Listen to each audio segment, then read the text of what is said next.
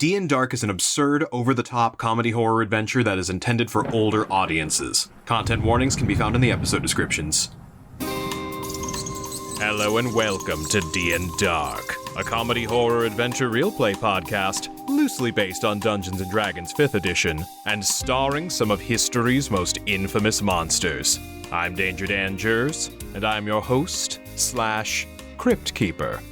Now, if you've been around for a little while, you know that seeing part 2 above an episode means that there is no recap, so it is highly encouraged if you do need any sort of refresher on the events that happened before to go back and listen to part 1.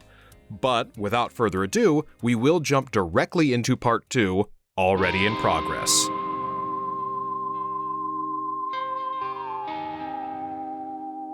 You can feel the presence of the Scroll of Osiris reaching out to you, and like when you had encountered Charis with the Scroll of Set before, you feel the voices of the Egyptian gods start to enter into your head, and you hear them say to you, the power of the scroll and the power of the gods can be yours if you destroy the heart of the Mummy Lord. Oh, but he has to do it. I mean, I was really just going to run downstairs to check and see, like, if the scroll was down there, and then if not, I was going to run upstairs, but I assume it's downstairs. I think it's a safe assumption that a mummy lord would hide deep. Yeah. Yeah, it's kind of like how pyramids are. Yeah. It is a museum, though, so where would they put the exhibit? How long have we been sitting in this session? Let's see. My roll thing says we've been here for an hour and 23 minutes. Yep. Imhotep is going to finally walk into the building. To the museum! I've just been standing at the door this And then, like, whole just banners time. and things just, like, drop and says, congratulations, you are now the 100th visitor to the museum. I haven't moved since we got here. So, Imhotep is going to walk into the room. He's going to go up the stairs to where the scarab beetle is circling overhead. And I'll say it in Celestial, but can I flavor it as Coptic Egyptian? Sure, absolutely. He kind of extends his hand to the beetle and says, this is kind of why he wanted everybody to be away, because he's going to be super feelsy and nice. And that's not Imhotep. Forgive my friend, he did not mean to startle you. You are a beautiful creature, and I would be honored to have you join us in a quest to right wrongs of the past. And as an amulet that I would wear upon my chest to help me see one's heart to the duat. Ooh. Get that inspiration back. Oh my god, that was so good. The beetle kind of chitters a little bit and gives out a friendly little and begins to glow as it emits a bright light within a 10-foot radius. And it circles around you and then drops down to the floor beside you, dims its light a little bit, and kind of brushes its head up against you. Oh, sweet baby. Imhotep gets all the fucking pets. Although I was going to say that whole bright light thing is not going to be good for me. No. How big is this beetle friend? Is he dog size? Is he horse size? Is it rideable? Basically what I'm asking. Is it Give rideable? him a steed. It is roughly 10 feet. Oh, my. What? That's a big boy. Dang, that's bigger than a horse. Wow. He's gonna be hard to transport. I mean, hopefully he doesn't eat us. He seems fine. He's just a little cutie. So, kind of reaches up, pets the guy on his head. We will need to come up with a name for you. I'm thinking... Hold on, I gotta translate real quickly. We've already had Aziz Ansari. Mm-hmm. Let's see who we get today.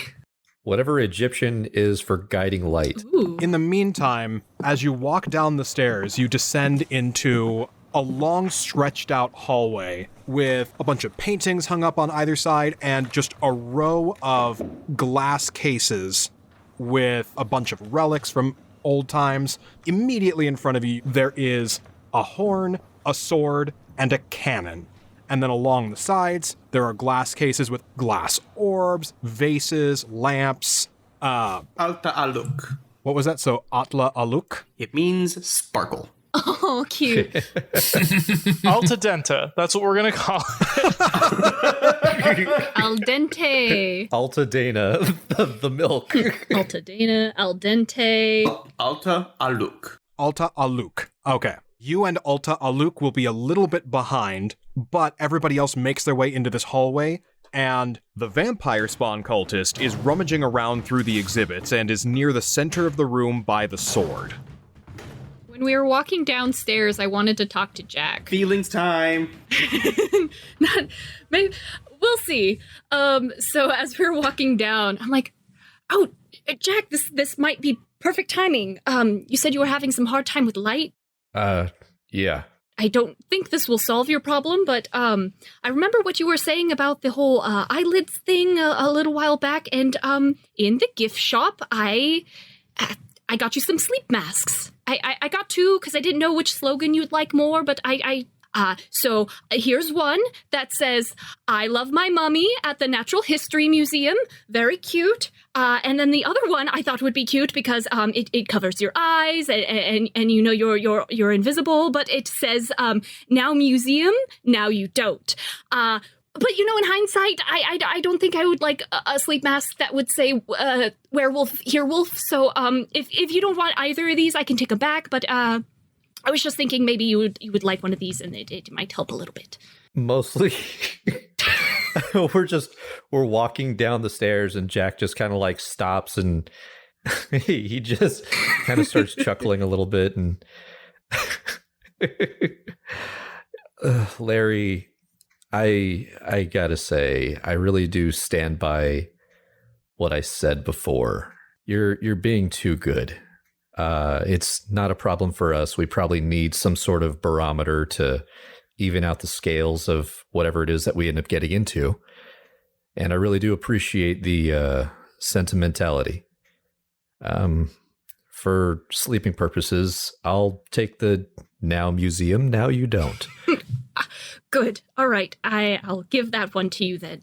And then depending on how the rest of this goes, I'll see if this I love my mummy one is apt for Imhotep. But I know he doesn't have very fond feelings of what's presumably the main attraction of this building right now. I know he's not a fan of his pharaoh, so we will wait on that one. But yeah, I don't know. I feel a little guilty from the past night or so I guess I'm trying to make amends. As we're coming up to the bottom of the stairs, how bright is it? This room is pretty well illuminated. Here's how I'll describe it. The overhead lights are not on, but there are lights underneath each of the different exhibits. So the paintings themselves have light shining on them, and each of the glass cases is underlit. So overall, I would say this room has dim light. Okay, so while making Jack, I wanted him to have like a real fondness for paintings. Mm. So he sees maybe the first painting on his left. I don't know, he just gets taken aback and misses his homeland at the moment and just kind of remembers things a little bit simpler and not necessarily wishes to go back because those some complications, but at the same time, he just wants to take a moment to appreciate the paintings that are surrounding him right now. I see the sword in the middle of the room and go, son of a bitch, I just got rid of a cursed sword, not again. Don't worry, Mary. We'll look into this one for a moment. But we may have to put a pin in this one. You see that cultist over there? Oh. That's possibly either Jenna or Natasha. Well, I have a suggestion for all of us. I am listening. If you want to possibly run defense, I can try and rush in and out of these rooms trying to see where we need to go. By defense, essentially you mean just stay back here and just watch what she's doing, correct? Well, I'm going to have to run past her. So if you want to... So you're saying kill the cultist. Best defense is a murderous offense, is what you're saying. Absolutely. You just don't want to be a part of it. Well, here's the thing. I saw that last cultist die.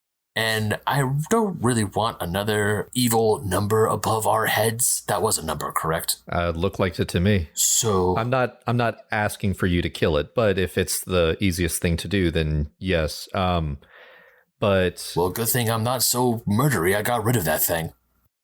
I don't know for sure if I would Dan, would I have to run a check to see if that gem only affected the floor that it was on? I'm just going to outright tell you it doesn't have that kind of reach. Okay. Oh, thank God. So as you all pour your way in and as you're having that conversation, you see the vampire spawn cultist looking over the sword, looking at all the paintings, and in a bit of a desperate and frustrated huff, smacks the sword as she kind of complains to herself and says, "Of course it's not here. I need to go a little bit further in. Why is it always at the bottommost floor?" Are you having a hard time there? She turns back to you and hisses. I kind of want to jump over the awning and land in front of her and look at her as go, oogly boogly, bitch. And as she smacks the sword, it falls off its pedestal and does not hit the ground. Oh. And floating above the ground, it rises up as it's filled with more of that same energy from the Scroll of Osiris and begins to kind of circle around the room, wildly swinging, looking for a target. Oh, no. I'm looking over at Jack and I'm like, what did I tell you? Don't touch the thing. I didn't touch anything. Erik, I was going to ask if you wanted to be solid again, but I assume with the recent development, probably not. Yeah, no, I'm fine. Okay. If anything, Phantom's trying to, like, stretch out the gas particles, like, get thinner. Can at this point Imhotep come down the stairs with his new scarab friend? Sure. I just imagine Imhotep kind of walking backwards, guiding the scarab carefully down the stairs because it's probably a little bit big for them. We are going to be coming carefully. Watch your head. And as you can see, my friends, and I told you not to touch anything. We didn't touch anything. What the hell is that? That's the giant bug from upstairs. This is my friend. He is coming with us. He's your friend. Cool. Oh, he's so cute. All right. Well, that's a friend. Dusty, look, I'm a cloud. Imhotep just walks on over. Got some phantom particles in your nose. Ew. Oh, no. Just go ahead and start sneezing. I got phantom goop in my schnoz. No. It is distinctly not goop. How dare you? I got phantom dust. And as she sees you and the beetle coming down the stairs, she sees that she is vastly outnumbered, and as the sword kind of swings above her head, she ducks out of the way and starts to run back towards the other end of the room. Before she's out of range, because she was like 50 feet away at first, I would like to cast Phantasmal Force I don't believe you can cast spells as a gas. when you're a gas. Nice. No! But whenever you want to recorporealize, you got it. Damn. All right, well, bye, cultist. My cloud's folding its arms. All right, so Dan, the cultist is 40 feet away from me. Can I sprint to essentially just like straight up football tackle her and pin her to the ground so Imhotep can talk to her, so we can talk to her? I will cry if you smack into the cannon and then the cannon starts floating and spinning around. Oh, God. I'm going to say make a straight athletics roll for that. All right. Oh! Did we get a 20? Did we get a 20? 18 plus 6, so unnatural 23. Hell yeah. Wait, am I doing that math right? 24. No, even. unnatural 24. You are able to tackle her before she can get any further and have her pinned down. You will be flying directly into the path of this flying sword. So the sword's actually going, damn.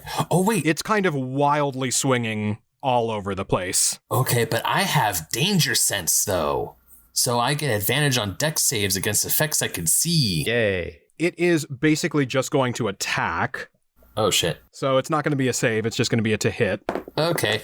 Roll low, please. 17. It hits. And it deals 9 damage.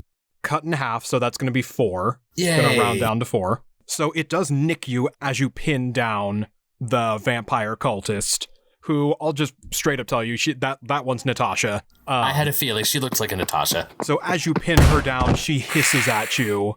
And what is it that you do? I pin her down and she hisses, and I just hiss back at her like, yeah, not so fun now, is it? Now here's what's going to happen. You are going to tell myself and my friends everything you know, everything about Reiner, why you are here, all the information you have pertaining to this pharaoh that's probably a few floors down. And if you don't tell me what I want to know, I'm going to throw you directly in the direction of that flying swinging sword. And if you get to live, you also owe me like 15 gold because I just bought this damn jacket and you got nicks in it. She smiles and poofs into mist. You bitch. Missed fight. Breathe her in. I don't think I want a vampire in my body, dude. I mean, you never know. All right, and then I'm just going to roll a d20 for the sword.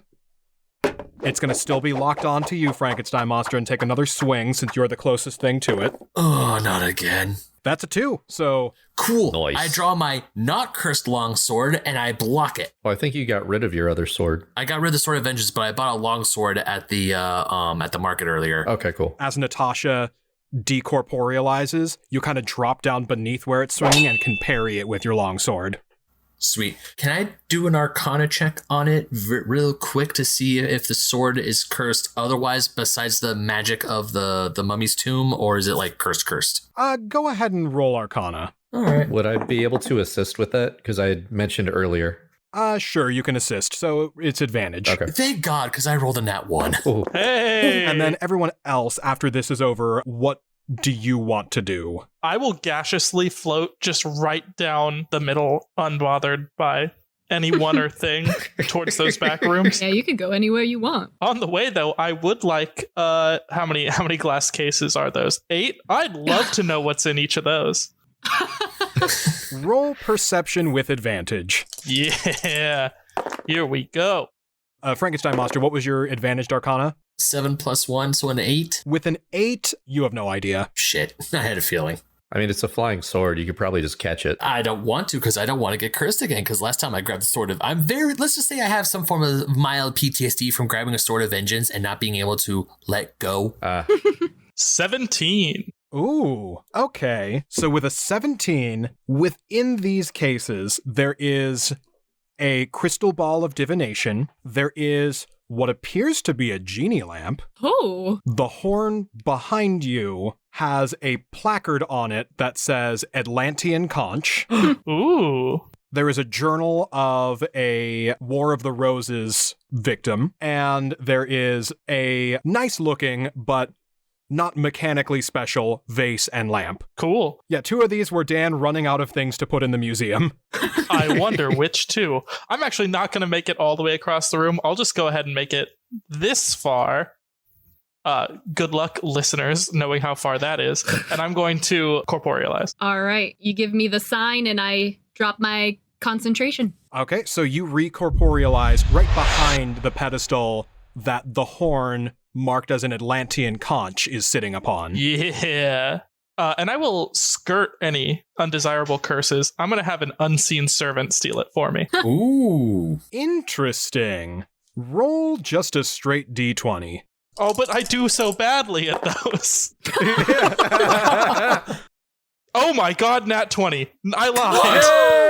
Oh my god. You get so not cursed, Invisible Man gets a double curse. Okay, so your unseen servant takes the Atlantean conch, and the building begins to shake and tremble a bit, and you hear the same voice that Jack heard saying, "Thief." And your unseen servant drops out of existence, and the horn clatters to the ground. All right, and then I'll hand over the spotlight, but I would like to tenderly pick it up off the floor before that. Go ahead and add to your inventory the Atlantean conch. Woo! Now, how many of these can I cast to get all the other shit in the room?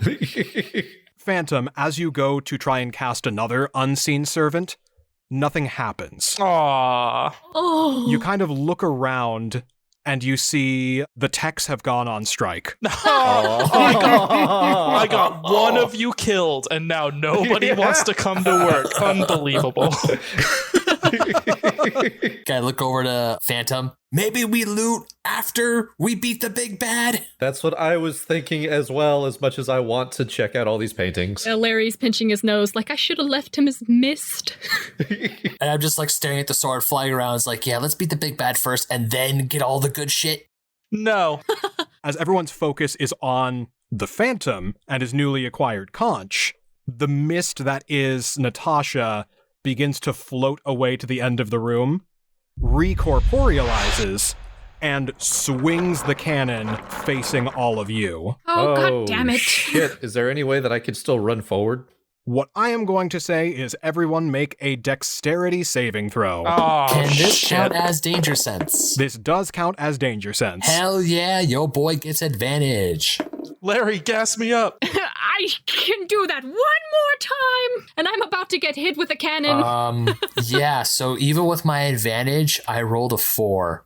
But it's a -1, Yikes. so it's a 3. Ooh, You want to know what the worst part? The other dice I rolled for my advantage, it was a 3. That's rough. Yeah. Oh, see, that's what I got, and I also have a -1, so I got a 2. Today has not been my day. I feel that. Mine was a 17. That sounds like you'll live. I don't know if I was in danger, but I rolled a 19. I got a 16. What? Hell yeah. The cannon fires off and in a straight line hits the Frankenstein monster and knocks him into the Wolfman. Oh, shoot. Wow. Oh my god, that's so far! That blasts him, for the listeners, 55 feet! Wow. It is a cannon. A man can only be so solid. That will be 24 damage. Oh my god, to me Cut in too? half All right, cut in because it half. is bludgeoning damage. Okay. So you okay. take 12. Okay. And because the impact is hitting the Frankenstein monster, that will also be half damage for you, Wolfman, as you're getting hit Is it half on of a the half? backside.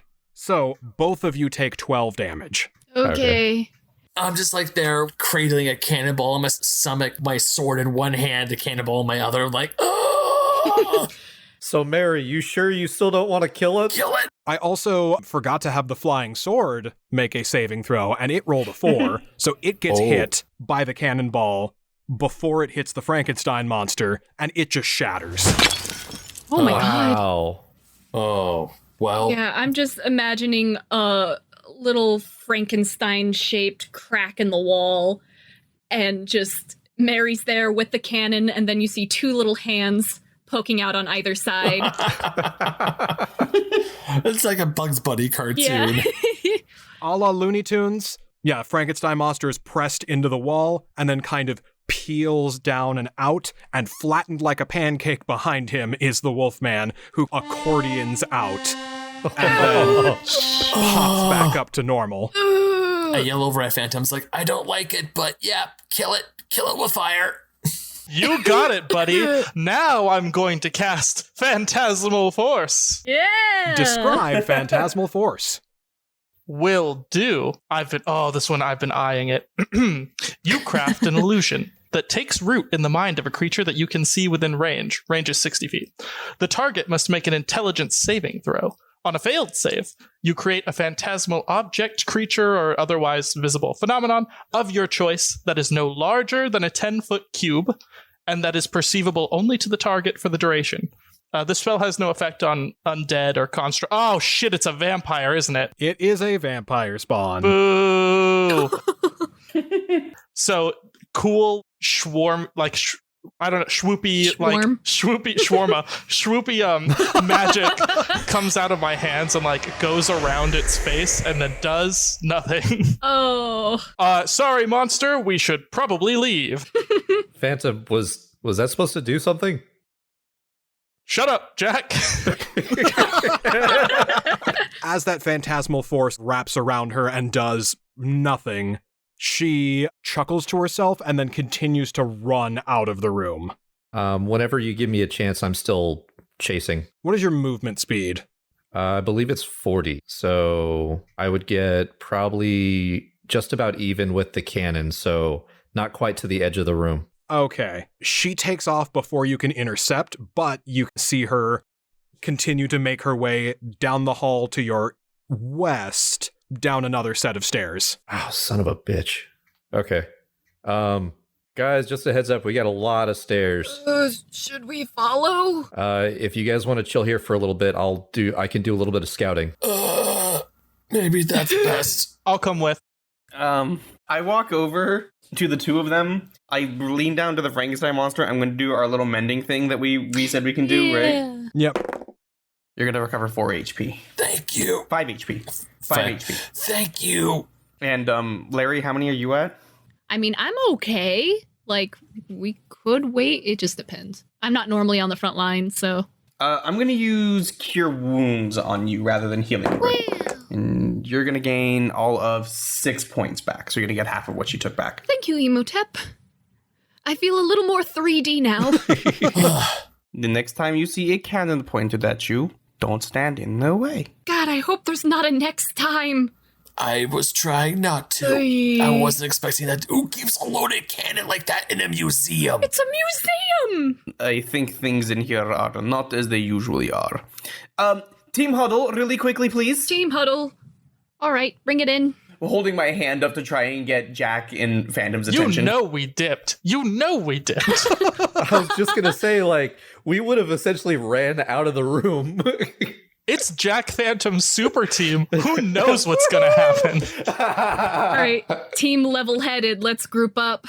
Okay, so Jack and Phantom, you two run off ahead while the group huddle happens. So you'll have a head start for the next floor. Okay. If we find who I fear we will find here, you may hurt him. You may torment him. You may break him. But I will be the one to kill him. Destroy him. Ensure that he is not happy in his afterlife. Do you understand? Crystal. You got it, buddy. Good. Sparkles, away! That sounded so evil. Also, do you understand? Crystal. Hey, do you guys want some stuff I got in the gift shop? Oh my god!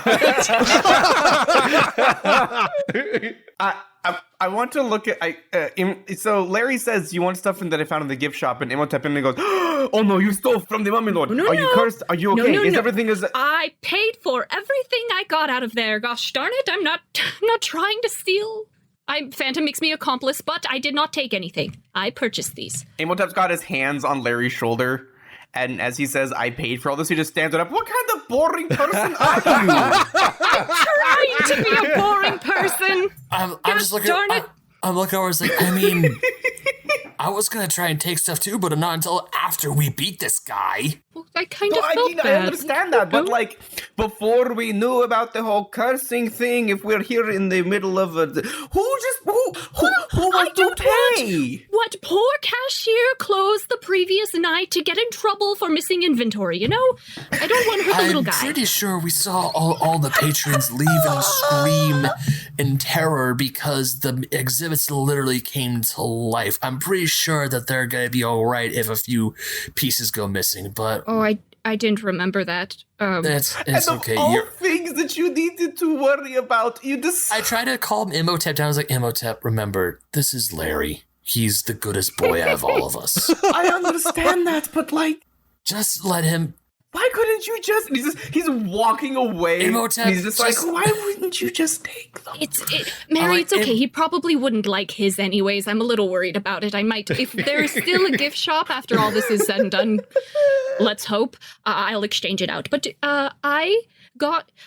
so here are 5 coins for the outfit. I was so distracted with my leather vest the last time we were shopping that I didn't want you to pay for the replacement clothes that I cost you. But I also see that they're all a little ripped up again. So I got you this big XXXL shirt that says bigger is better, and it has a T-Rex on it. My eyes just wide open because I see this giant monster. I see the T-Rex, and as Mary, I don't know what a T-Rex is, but Mary sees it and is instantly infatuated with it and is looking at it and is like, this is the coolest thing I have ever seen.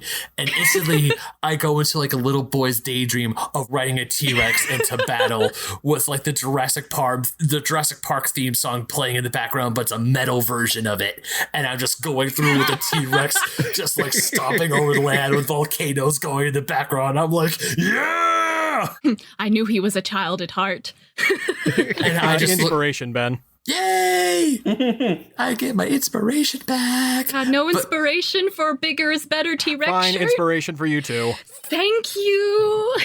Oh, wow. Well, since we're handing it out, I was wondering if I could maybe have some inspiration. I know. I kind of thought I would get inspiration for like having a little bit of like time with my paintings. Did I not give you inspiration for that? No. Cool. But it's all right because I already have DM inspiration. So what are you complaining for? Yeah. I just wanted to hear it. He wanted the gratification of you did a good I job, wanted to be champ. included. I want to know that you like me. Fine, everyone gets a point of inspiration, and it is therefore meaningless. Yay! Well, now I don't feel special. Yo, we can use this. I won't take it as cheap. I look over at Larry. I look at my shirt. I instantly take off my coat, take off my little ripped up shirt, put my shirt back on. It fits perfectly. I put my coat back on. I give Larry like the biggest hug, and I just walk over like, I need to find one of these and ride one. Oh my god. My newly healed bones are broken. Not that bad of a hug. He gives the best bear hugs. I appreciate that you're having a wonderful moment, but kind of looks down the hallway. Where are the others? Not. If there is anybody I do not trust to be on their own. You're right. I think we should move. Yeah, it's Jack and Erik. We gotta go. Come sparkles away! Okay, so while you are having your moment, the Invisible Man and the Phantom make their way chasing Natasha down the stairs. God, I can't wait. And find themselves walking into a hall with some nice wooden flooring that's a little bit more decorative than the previous one, and there's some big old banners that say... When dinosaurs rule. No, I'm kidding. It's You're not Rexen wrong. time. Oh? Did I What? plan my t-shirt perfectly? Is it Rexen time? A blast from the past, back to the Triassic period. Yeah! Oh my god.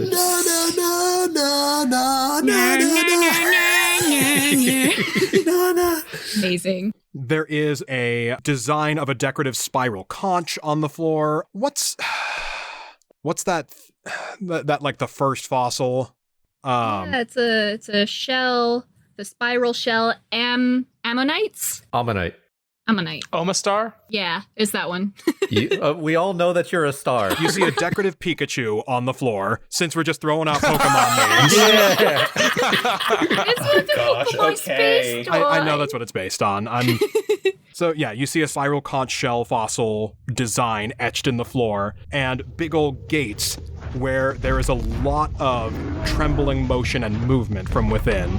And trying to get you off her tail, Natasha just throws open the gates and barrels straight in to the dinosaur exhibit. Oh, shit. Dinosaur. Oh, no, it looks bright. And as she runs in, she flips the light switches. No. And the Damn it. overhead lights come beaming down over a wide assortment of fossils and models of dinosaurs that, I'm not going to make you roll a history for, are not from the Triassic period. Absolutely course. not. Is one of them a T-Rex? There's a T-Rex in the middle. They're from the Jurassic. They're from a wide assortment of eras. There is a T-Rex in the middle. Question. When I'm looking at all this, is this an upper level? That's what it looks like. It looks like it just because like the wood isn't continuing. So that's why I'm asking. Yes, Dan did not pay that much attention to the map, so yeah. Because if anything, it just looks a little bit darker up there, which is because I was essentially planning to try and jump up there. Okay, go ahead and roll acrobatics. Phantom, if you don't mind, I'm gonna take the higher route. Take the high road. You know I'll take the low road. You know it. Perfect. 17. Ooh. With a 17, I'll say you are able to clumsily make your way to a pillar and climb your way up to an upper level on a catwalk that is surrounding this floor that is a little bit darker and separate from the lights. Now, when I was climbing, did that use any of my movement or no with the 17? I would say yes. It will take all your movement to get up onto the catwalk. Fantastic. So I'm just going to pull my hat down a little bit more just so that, oh my God. So now that you can see, as you are separate from the lights, and you look down, there is, in the center of this all, a T-Rex skeleton. It is a full, fossilized, completely assembled T-Rex. There is a model of a plesiosaur down on the lower left side. On the lower right, there are a bunch of model pterodactyls. Oh, that's the one I'm afraid of. Yeah. I'm just going to call down to Phantom, Phantom, be careful. I think these dinosaurs are alive. That's the dumbest thing I've ever heard. They're the deadest things ever. Have you met me? True. Also, have they met Imhotep? Have they met me? Imhotep and I are both technically dead. I mean, in his defense, dinosaurs would be more dead than an Egyptian. Yeah. True. Very true. And to my knowledge, they have less of a cadre of gods to bring them back to life. You know, Exactly. True. maybe we just missed that. Now, I did say less, You're right. not none, which is a horrifying concept. So, running into the dinosaur exhibit, Natasha kind of looks around and sees all of these models coming to life around her with the same magic of the scroll, and takes out a dagger and throws it at the exhibit where the pterodactyls are, spooking them all and sending them up in flight. Son of Damn a... it. Oh my God, they blended in with the flooring. All right, I would like to stop this goddamn cultist, finally. Let's get ahead of this. Is there a chance that I can throw one of my daggers into the cape to like pin him to the ground real quick so Phantom can do something? Well, I can help you with that. Hold on. Hold that. Because if my thing works, that should be easier. Okay. Hideous laughter. Okay, and that's a wisdom save. Yes, I believe so. Like, none of mine are to hits. That's a 6. Oh, hell yeah. Doesn't matter what the hell it is, this is gonna hit. What do you do that causes her to bust into a fit of hideous laughter? Hey, cultist! What's the problem with a 65 million year old fan? It's stuck on fossilate. Oh, God. Oh my God. You're not allowed to give us a D4. You're not allowed to give us a No, D4. a different room. Yeah, this is the correct context for that to be used in. And she has to laugh. So, Dan, what does that sound like?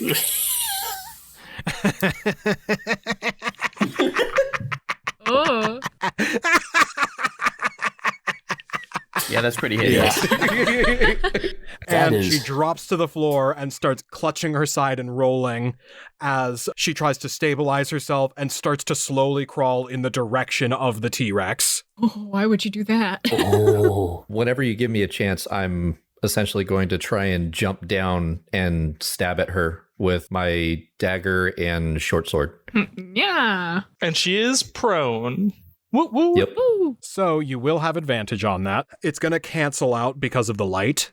So you will have disadvantage because it's in bright light, so you'll have difficulty seeing, but you will have advantage because she's prone, so that's just going to neutralize and be just a straight roll. Okay. Do I have to do anything because I'm jumping off of the second floor?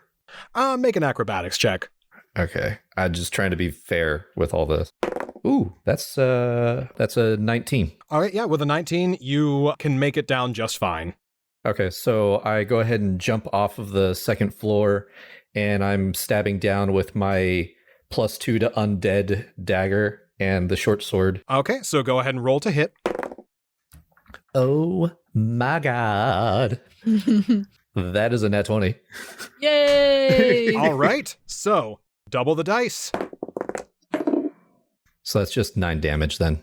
The next attack was for the short sword. Well, son bitch, that's going to be a 12. And a 12's not going to do it. Yeah. And then because she's been dealt damage, I'm pretty sure she gets to roll to save the hideous laughter again. Yes, unfortunately. And that's a 16. Aw, 14 is the DC. That's a bummer. Okay, so as the first dagger digs into her, she stops laughing. As you go to make the short sword attack, she's able to kind of roll out of the way and get back up to her feet. And then the others will now arrive on this floor.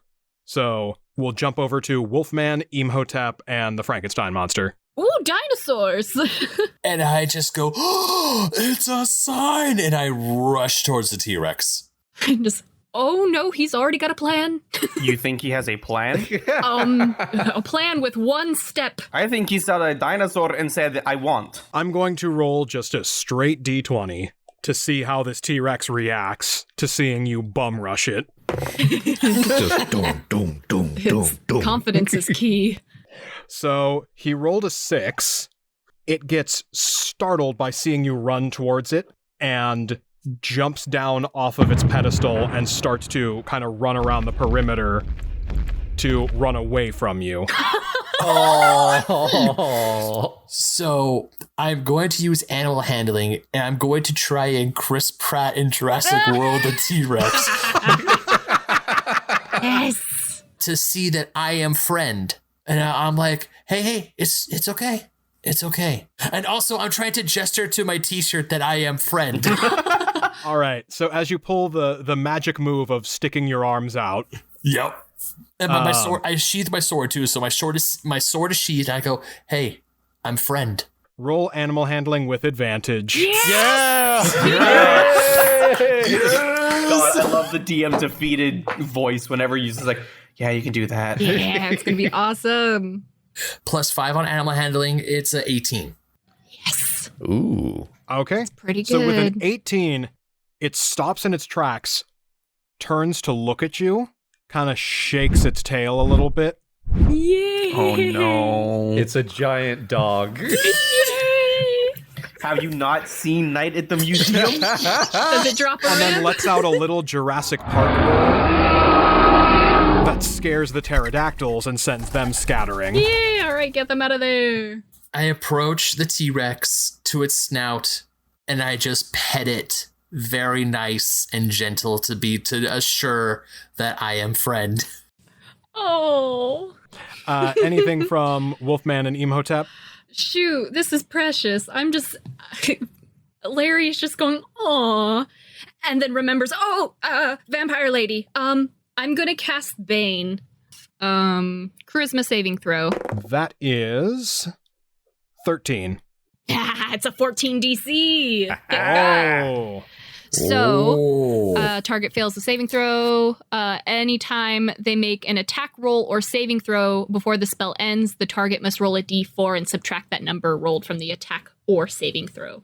Okay. Then over to Imhotep. I am going to also do gross things to Natasha. What? Phrasing. I'm going to use...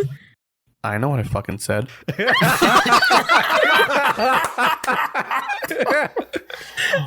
Oh my god. Daniel. I'm going to use Ray of Sickness. Nice. Which is a gross You thing right. to do to Natasha. Okay, describe Ray of Sickness. How's she get down with the sickness? Ray of sickening...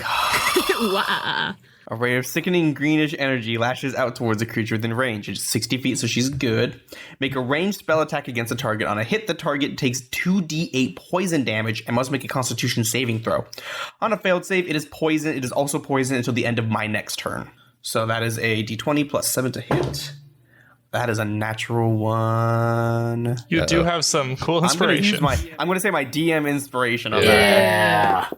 Which gives me an 18, 19, 20, 21, 22, 23, 24, 25. Love it. And a 25 hits. And so she will take 2d8 poison damage. Sweet. She will take, yikes. She'll take 6, 7, 8, 9, 10, 11 damage. Amazing. And then she has to do a Constitution saving throw. The DC is 15. That is 13. So she remains poisoned until the end of my next turn. Okay. What she will do now for her turn, she is going to, again, seeing the way the tide of this battle is going, and seeing a passing pterodactyl fly overhead, she is going to spider climb up the wall Oh my god. What the bump? and is going to try and make an athletics check. Now, it's going to be an acrobatics check to try and jump on top of a pterodactyl to ride out of here. Wow. I feel like there should be some animal handling in there after Yeah. that athletics. Yeah. Guys, I got a plan. That is an unnatural 20. God damn it. Okay. So she is able to grab a hold of this pterodactyl. And let me look up pterodactyl stats. Something I thought I'd never hear so soon. Pterodactyls have 60 feet of movement. Oh. She's going to roll an animal handling. Yeah! Voice of the Yay. people. 9. So I will say she's only able to pilot it about halfway across the room. That's 30 feet. Ugh. And that will end her turn. But that's close to a dinosaur and a bin. Phantom, you're up. Okay, so I will run my distance to try and keep up a little bit. And then I'm going to try and hideous laughter so she falls right off the damn thing. Yeah, get it. Okay, she will make another wisdom save. With that sick -4. That's true. Ooh. So that's a 10. Yeah, it's Aha. 14. All right, so what do you do to make her starts laughing? How come you can never tell when a pterodactyl is using the bathroom? No. No. No. The P is silent.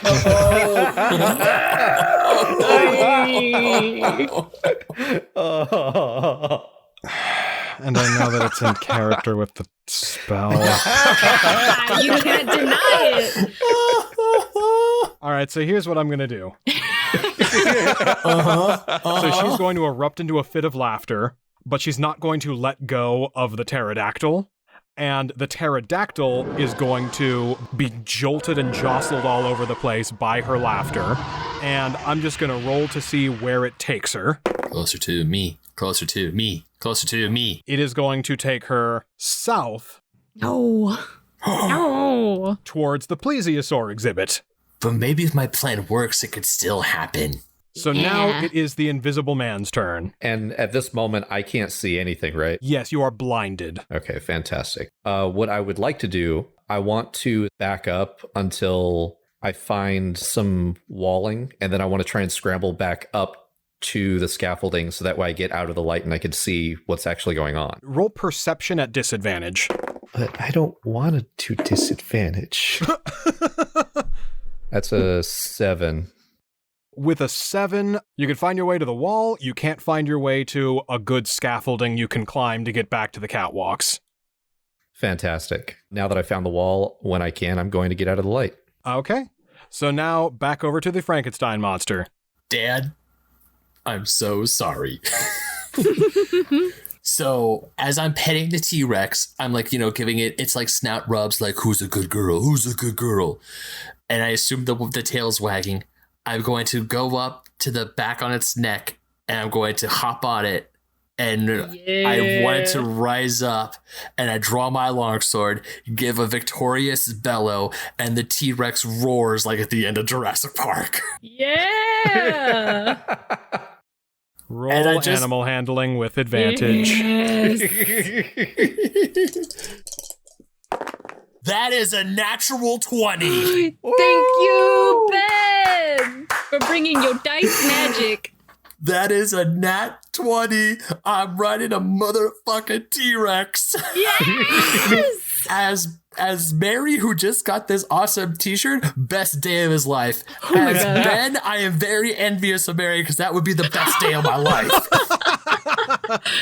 Okay, so you can scramble on top of the T-Rex and do your triumphant, victorious pose. And the T-Rex roars like the end of Jurassic Park, and I'm going to ride the T-Rex to where the cultist is, and essentially I'm going to say, bite.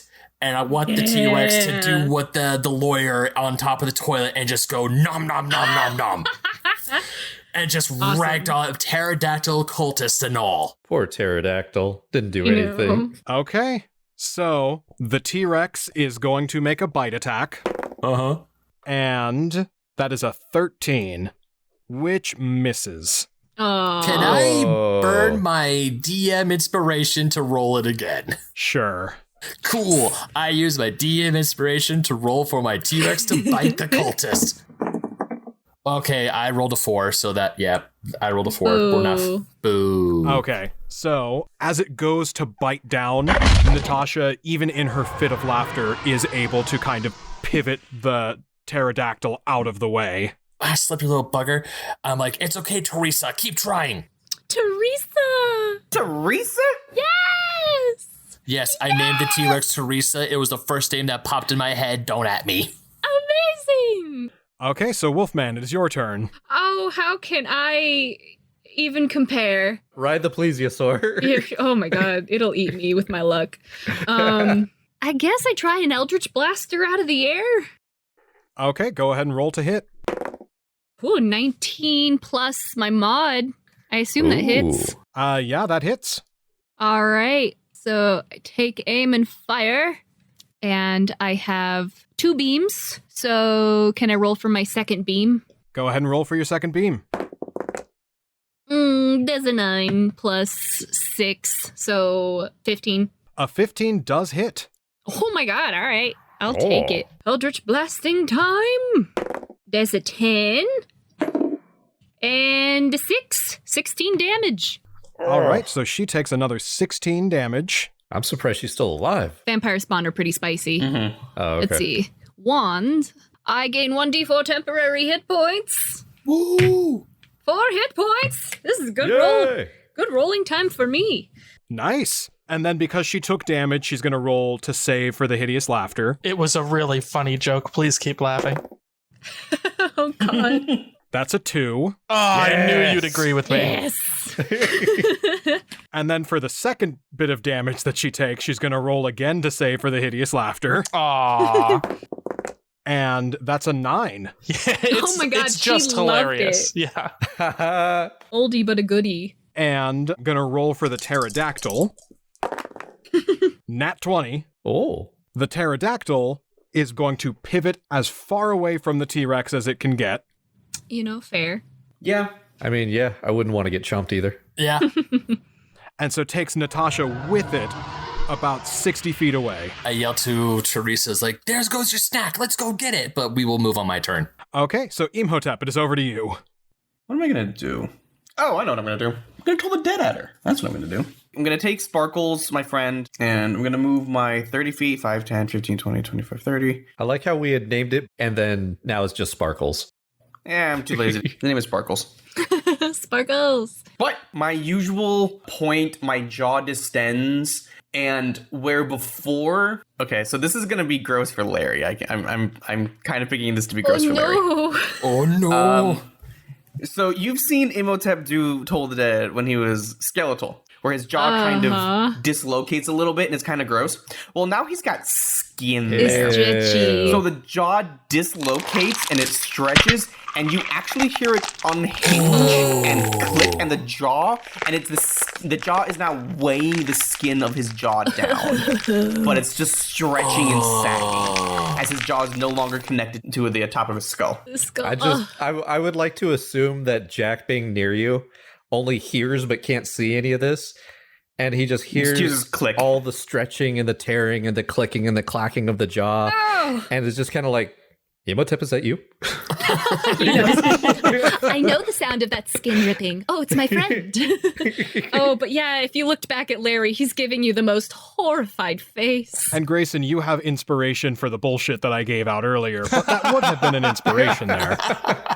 I point up at the air. My jaw does that horrifying gross thing. It's like beyond the effects of the 99 movie. And she has to do a wisdom saving throw, 15.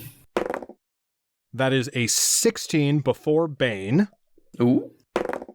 15. Damn it. She was gonna take 2d12. While your jaw is distended and everything, Jack's just going to be like, Imhotep, is there anything that you could do about this whole, like, not light thing? I think it said something about, like, a curse. He's making that horrible sound as he kind of reaches up and has to physically push his jaw back into place and, like, click it a little bit. Yes, not right now. And he points at her. other things? Well, I can't see other things. Above table, I'm very upset that Jack can't see me riding a T-Rex. I'm very upset the fact that I have only 3 casts of level 3 spells, and 2 of them are going to remove curse. No, I know. Don't we have a thing? Don't we have a little rock thing? Oh, yeah, we do. Yeah, we don't have What to keep rock taking the thing? spells. You don't know I about have it, the Dusty. rock, too. You do have the Dreamstone. We will jump over to Natasha's turn, and she is going to roll to save from the hideous laughter. Don't you dare. That is a 15, and then Bane. That is a 14. No, right. 14 does make it out. Oh. Aw. She is able to kind of snap herself out of the laughter, and again, kind of seeing everything going to hell around her, tries to just book it straight out of there, and pilots the pterodactyl. I'm going to have her roll animal handling, but Please fuck it up. God, please. she rolled a 15. Ah. So with a 15, she is able to successfully pilot the pterodactyl to the edge of the exhibit, drops down, and runs out the door to the next set of stairs. Aw, nah. Wait, Dan, how much movement does my T-Rex have? It has 50 feet of movement. How far is she away from me? She has ran out of the room and down the stairs. Your T-Rex is too big to leave the room. No! But I was hoping to ride a T-Rex into bat. Okay. Dan would never let that happen. Aw. But your T-Rex can let out one more triumphant roar. Natasha books it out of this room. The pterodactyls again distance themselves from it and just kind of seclude themselves back over in their exhibit. I assume the plesiosaur is just like, I ain't gonna fuck around with that. He's like, I am fishman. I am The fish. plesiosaur hears the roar and then just slowly sinks under the water. Good. Like an awkward little bean. It's like, once again, partially at the end of Jurassic Park, but also at the end of Godzilla, King of the Monsters, when all the monsters are bowing to Godzilla. Yeah. You know what? Sure. Why not? I'll give you your spectacles since you can't take the T-Rex with you. So the plesiosaur, with its extended neck, like Circle of Life, beginning of Lion King, bows its neck down, and the pterodactyls circle around and land around it. They sort of curtsy using their wings. And kind of show deference to this big T-Rex, who lets out a triumphant roar with you atop it. The moment is so good that Phantom also bows.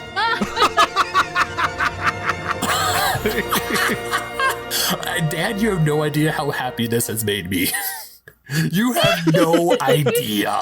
Only because Jack has no idea what's going on. He's just going to pull his short sword and his dagger and just like be ready to fight and just be like, I don't know what's going on, but I'm going to start swinging if someone doesn't tell me. I just yell out, I'm on a motherfucking T-Rex! Huzzah! So while all that's happening, I'm just like petting my friend. It's okay, you are also a really awesome pet we acquired along this journey. Okay, turning it back over to all of you, what do you do from here? I'm pretty pissed that I spent 2 spell slots on like slowing her mobility and we still didn't get out of the room first. So I'm out of this room. I'm going fast as I can. Okay, so Phantom books it out. I'm following. So after my triumphant movie scene moment, I pat Teresa on the head and she like goes down so I can get off her. I like go to her snout. I put my forehead to her nose, and it's just she just bones. She just like nuzzles it, and I just like give her pets. I'm like, you are amazing, and I hope and pray our paths cross again. And I just give her like one more little hug, and I leave the room. Yay! As you give that hug, she lets out an affectionate little clicking.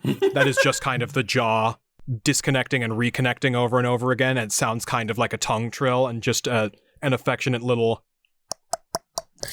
Cute! I have a pet T-Rex, or I would have a pet T-Rex.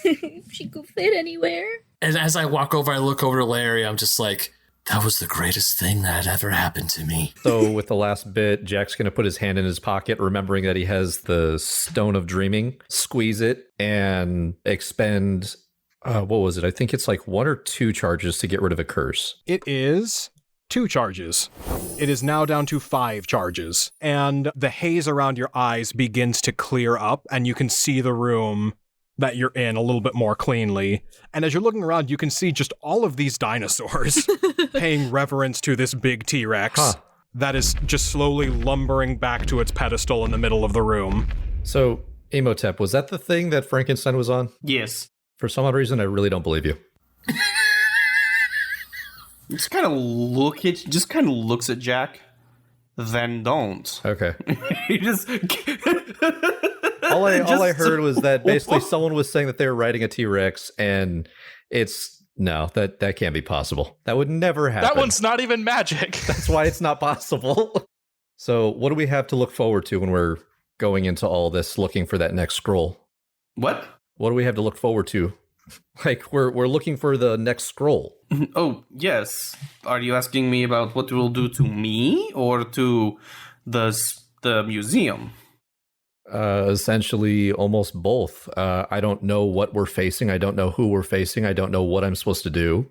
Am I supposed to simply just grab it and run, or are we expecting to fight? The rest of you were behind us for quite a bit. I am expecting to fight. Whether you choose to or not is not my concern. You know, you have this whole thing wrapped up, pun intended. You have this whole thing wrapped up in your head that you think you're alone in all this. And yet, the biggest thing that I keep finding is that we're not.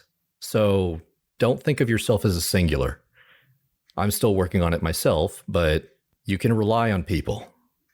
And with that, Jack's just going to walk off. Like Erik. Yeah. Look at you all trying to get Imhotep to come out of his shell. It's not happening. No, we're gonna get him. We're gonna get him. As you all make your way down the stairs into the next room, you see that the decorations of everything become a lot more marbled and a lot more sandstone in their tilings. You see kind of etched into the walls of the stairs some imitation hieroglyphs. Oh my god, yes! Imhotep, you'll notice that some of them are in Mesopotamian and not Coptic. Yes! Wait, so he was telling the truth. He is from Mesopotamia. Yeah, I knew it, damn it! And you step into a large open chamber. On either side of you, there are statues of jackals that are lining the entryway, and it is this big, vast, open expanse with a sarcophagus in the center that is cracked open. And in front of the sarcophagus is Natasha, dead. Oh. Love it. Okay. God, why did we try so hard?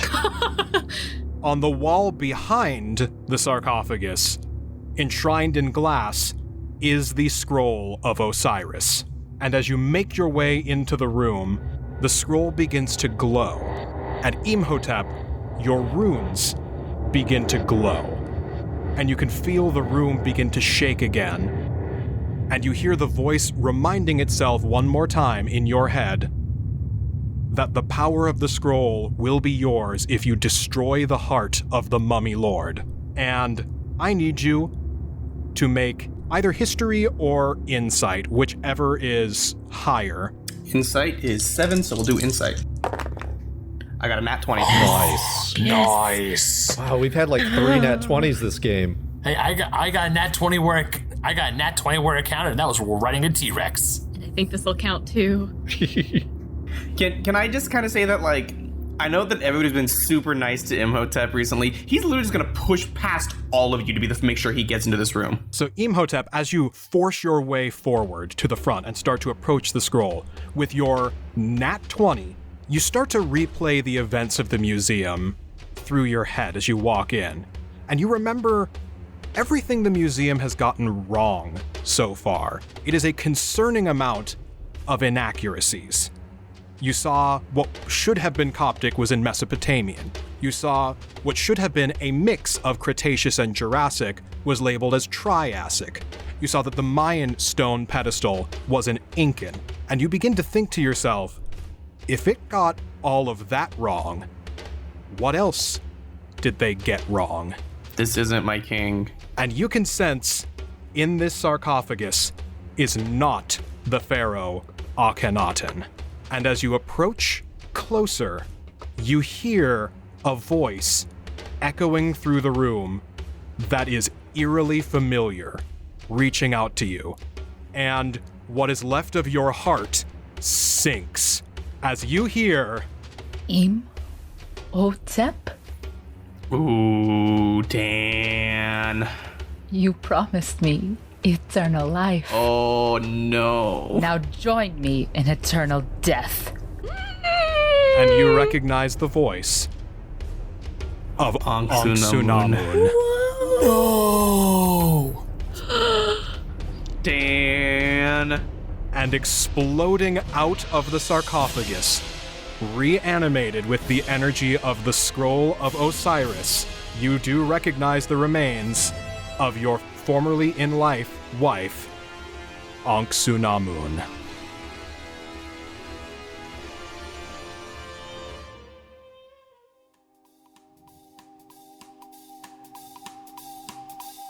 We are the outcasts, the misfits you might say.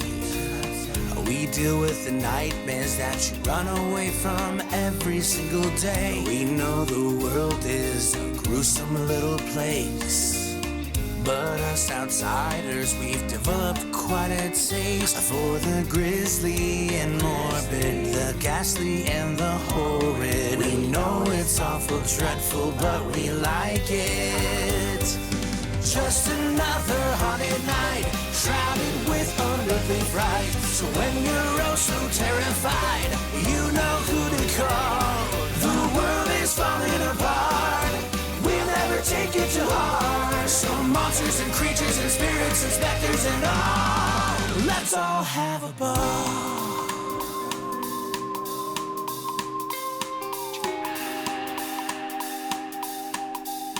I love that they fucked it up so bad. They looked at this woman and said, "Yep, that's a king."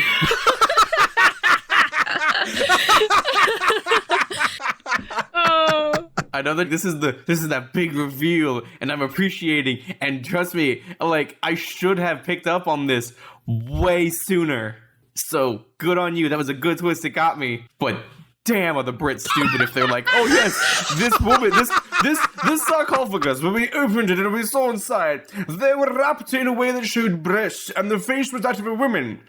Must be a king." Must be. But you know what the funniest thing is? That sounds about right. Early Egyptology was a shit show.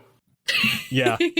My headcanon is that the archaeologists, because the pharaoh Akhenaten was eaten as mummy jerky. So in my headcanon, they know that they lost the body of this pharaoh, and within the same site, they found another body that the general public's not gonna know the difference. That's fair. That's okay. You got a reason behind it. So, oof. This is gonna be a rough next session.